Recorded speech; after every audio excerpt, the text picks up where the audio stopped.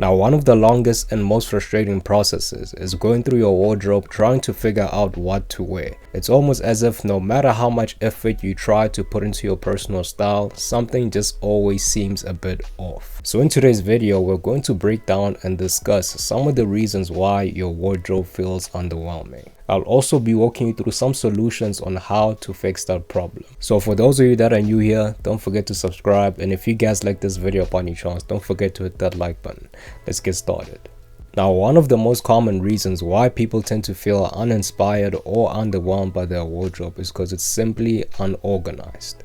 In my opinion, keeping a well-organized wardrobe is simply one of the best and most effective ways to acquire a seamless process when putting together an outfit. When your wardrobe is unorganized, it tends to make it a bit difficult to see some of the pieces you might have, therefore making it unlikely to look into different styles and create new outfits. So a way that I have found to be most effective when organizing your clothes is to set them up by category. So start separating items like your trousers from your jeans and your t-shirts from your jackets and your sweaters. Now what this will do is it'll give you clarity and understanding of what exactly is in your wardrobe. With an organized wardrobe, your clothes will basically be more accessible and you won't really have much of a problem coordinating some of the outfits you might want to wear. You'll be able to see what items you don't wear or whether there are items you need to add to your wardrobe instead.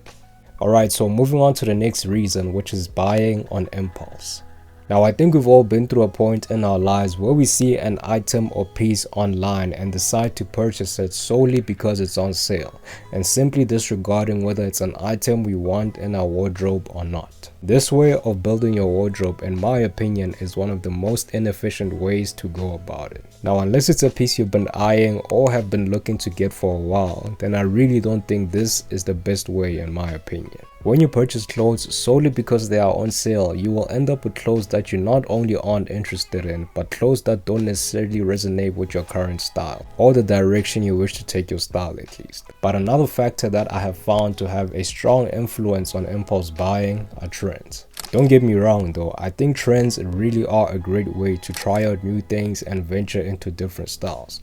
With that, there are some people that buy certain items only because they saw another person on social media wear the exact same item. And one thing I've noticed about trends is that once they reach the pinnacle of the trend cycle, they eventually die down. So if you use this way to build your wardrobe, you'll end up with clothes that you again don't like or aren't interested in. Now, one way that I have seen to be very helpful when building your wardrobe is to create a wish list. So when you see an item that you think you might be interested in, put it on your wish list and leave it there for about a month or two. This will give you a clear understanding of how you really feel about the item and whether it will play a role in how you'd like your wardrobe to be. Okay, so the next reason why you probably hate your wardrobe is because you don't understand that it's okay to repeat outfits. Now, a reality that has drastically become a part of our lives is that we live in the age of social media, and we also can't deny that it has a major influence on our day-to-day lives. But something most people seem to forget is that the standards on social media are different from the standards of our everyday, day-to-day lives. Now, I know we tend to see many people on social media wear different outfits every day, but what most people seem to forget is that most digital creators do so because it is what is required of them. And when you compare how often influencers shop to how an average person shops, you'll see that in truth, the way influencers shop is a bit unrealistic, so don't try and replicate the same thing. Instead, start with the clothes or items that you already have and understand that it's okay to wear an outfit more than once. Alright, so moving on to the next reason, which is having too much of the same thing. Now, apart from your wardrobe essentials like your tees, underwears and socks, items that you can have more of basically, I would highly suggest that you avoid doing this with the key pieces in your wardrobe.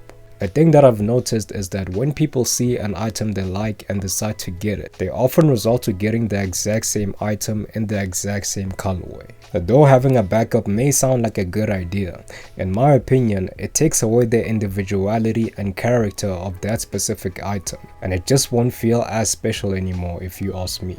So if you have a jacket, shirt or a pair of trousers that you like, you don't have to get it multiple times. And if you do decide to get it, then try it in a different colorway and see how that works for you.